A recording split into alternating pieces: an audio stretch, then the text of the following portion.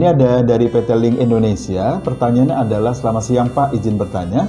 Jika uang pisah tidak diatur dalam PK, PKB maupun PP, apakah berarti karyawan tidak berhak mendapatkan uang pisah? Jika berhak, berapa perhitungannya? Baik, karyawan tetap berhak mendapatkan uang pisah, karena itu adalah hak hukumnya dia. Apabila perusahaan tidak mengaturnya dalam PKPP atau PKB, maka kesalahannya ada di perusahaan. Itu pertama. Kemudian pertanyaan lanjutannya adalah, jadi kalau dia memang berapa ngitungnya Dan, kan gitu. Maka hal pertama yang biasa dilakukan oleh pihak yang menyelesaikan permasalahan ini, baik mediator maupun para hakim, biasanya mencoba melihat record sebelumnya.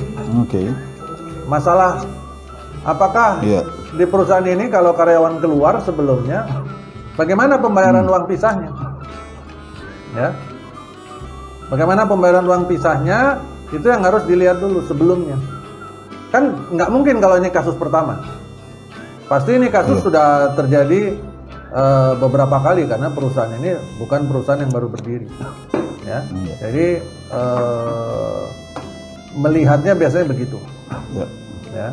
Kalau misalkan selama ini belum ada yang resign Pak dan sebagainya, maka biasanya mediator atau mungkin dalam proses peradilan di PHI sana, mereka akan mencoba mencari nilai tengah biasanya dari praktek-praktek yang ada.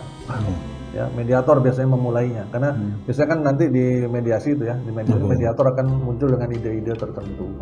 Dia akan menawarkan bagaimana perusahaan setuju apa enggak dan sebagainya. Tapi ini biasanya akan menjadi sebuah preseden.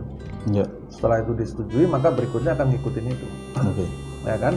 Dan ini memang merepotkan perusahaan, makanya perusahaan memang harus memunculkan. Bahkan yang saya tahu, seingat saya, ketentuan tentang uang pisah ini sekarang juga menjadi syarat pada saat proses pengesahan peraturan perusahaan dan pendaftaran PKB.